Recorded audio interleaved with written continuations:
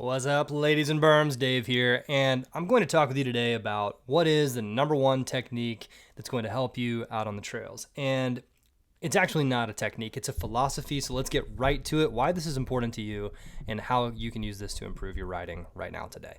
So let's have a look and get on over to my notes. What is the number one technique? So here's the thing, don't be fooled by instructors saying that their technique is the best. Here's the thing. Let's say that you get someone in a room and one coach says you got to drop your outside foot like the guy on the left. And he says you got to do it. And then the other instructor says, no, you have to keep your feet level. Well, how do you know who's right? See, the thing is, that's the wrong question. So this is why if you've spent hours and hours on YouTube, or if you've spent, tons and tons of time out on the trail trying to figure this out yourself, why you're not making the progress that you could or should. It's because you're asking the wrong question. Now, philosophy, it's not that deep. It's just how to ask a better question to get the result that you want on the trail. So the philosophy that we don't want to fall into the trap of is this technique is better than that. Now, here's the thing. In some cases, dropping the outside foot is more beneficial than keeping your feet level. And in some cases, depending on the terrain, depending on the situation, keeping your feet level is a better technique. Why? Because of physics and like how your body is made and how bikes work. Now, does that mean that one is better than the other? No. And so if you go in and find these kind of like, it's almost funny. It's like Democrat versus Republican, this religion versus that. Why in the world are mountain bike coaches getting religious about their technique? I don't know. I think it's ridiculous. A better approach is to ask a better question. What's the best way to move the body when we're on the bike? That's it. Now, you can choose any technique, and if you do it properly, you're going to maximize the result from that technique. So let's take a look. And I'm going to give you guys something very simple, short and sweet today, so this won't be very long. Bear with me, and by the end of this, you'll go, oh, wait a second. That'll help me get better out on the trails. So let's take a look and dive right into it. Add a new page. Cool. So the proper question, put some checks by this question, is how can I achieve desired technique? And how can I try it? That's the other thing too. How can I try it? And what actually happened as a result? Okay? The philosophy, this is actually borrowed from the leadership quadrant. I don't even know where I got this from. It's know yourself, lead yourself, know others or know the bike, and lead the bike. We're going to call that B because it's more appropriate. Okay. So in this quadrant, you kind of have to go this direction and you have to do it at all times. So this is the philosophy that I'm borrowing from. Again, this is from business entrepreneurship. I learned it 10 years ago and I don't know where they got it from. So I don't even know who to give credit to.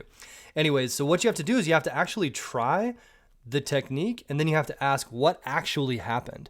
What did you notice? What did the trail do?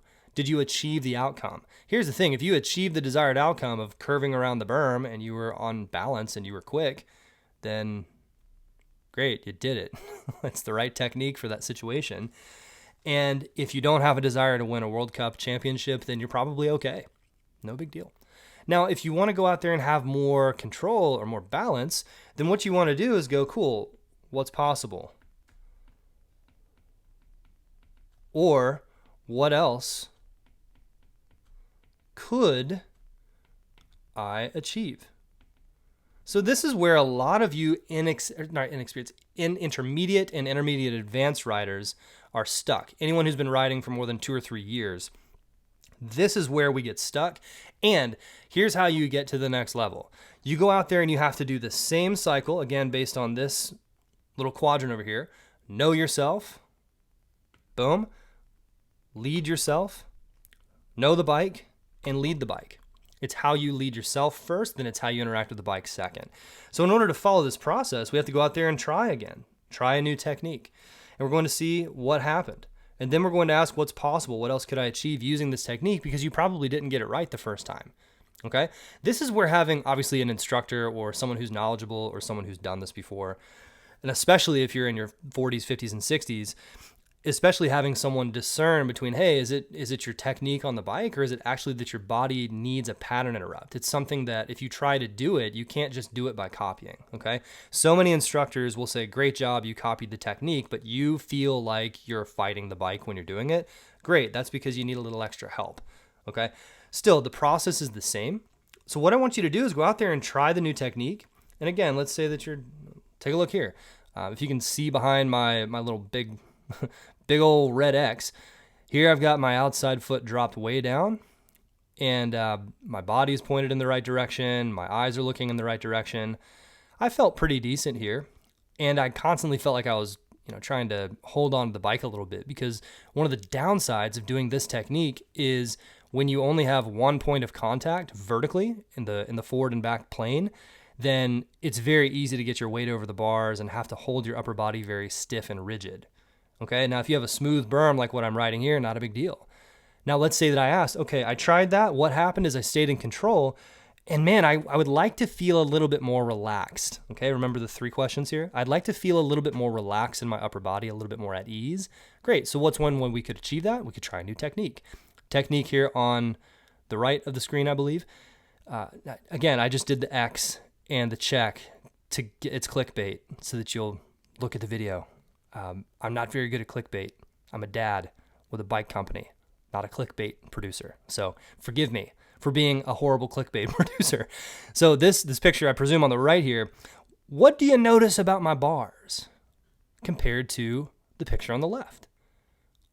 Do you notice how my body is in relatively the same position, but my bars are tipped over a little bit more? And the bike, what do you notice about the bike? The bike, oh, it looks like it's leaning about 5 degrees more. I'll tell you, this one on the right actually did feel a whole lot better. Why is that? Because I achieved more stability. The fundamental physics of how biking works is that when we get lower and more wide, that gives us a bigger platform. I have 2 platforms that are lower and wider than the picture on the left. Picture on the left, I'm standing straight up on one knee, and the other knee isn't really doing anything. My inside leg, I can't really put much pressure on it. I can't. It doesn't work. Physiologically, it doesn't work. Does that make sense? And on the right here, it's like, check it out. Well, I've got a foot forward and a foot backward. That gives me a platform I can move forward and backward on. And so I go, oh, interesting. What else could I achieve when I have a big old platform to stand on? Well, I get a whole lot more balance, and I can go faster and feel more comfortable. I can tell you right here, when I did this corner, I felt way more relaxed in my upper body. I felt like I was just standing there chilling. It was fun. So follow this process. Again, try the technique that you're good at. Look at what happened. Feel it. What happened? What did you notice? That's knowing yourself and leading yourself.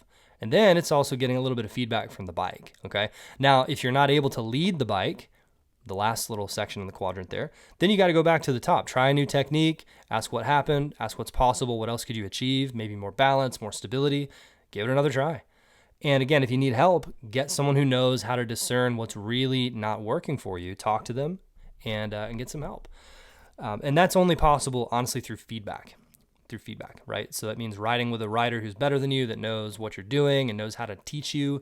That's with, having a knowledgeable coach, and frankly, even YouTube. There is some value that you can get out of YouTube. I know I kind of pick on YouTube here and there because it's like there's no real feedback, but at least you can get some new information and ask yourself these questions. That's a pretty low level feedback, but it's feedback. So keep at it. And again, if you guys want more support, more help than that, get a coach. Work with someone like that. Hopefully this little sequence of questions helps you. Try it out. Again, the philosophy, the goal here is to be able to do the technique that you're actually doing and do it well. And any instructor who tells you this technique is better, period, they just don't get this. They don't understand that. They don't understand that the technique that you do well is usually the best one. And if you can't do a technique very well, don't do it. Big deal. Try the one that you're best at, that you're comfortable with right now, and be encouraged, because that's what mountain biking is about. Trying what you got and having fun and trying not to crash. All right, that's all I got for today. Y'all have a great one. Take care.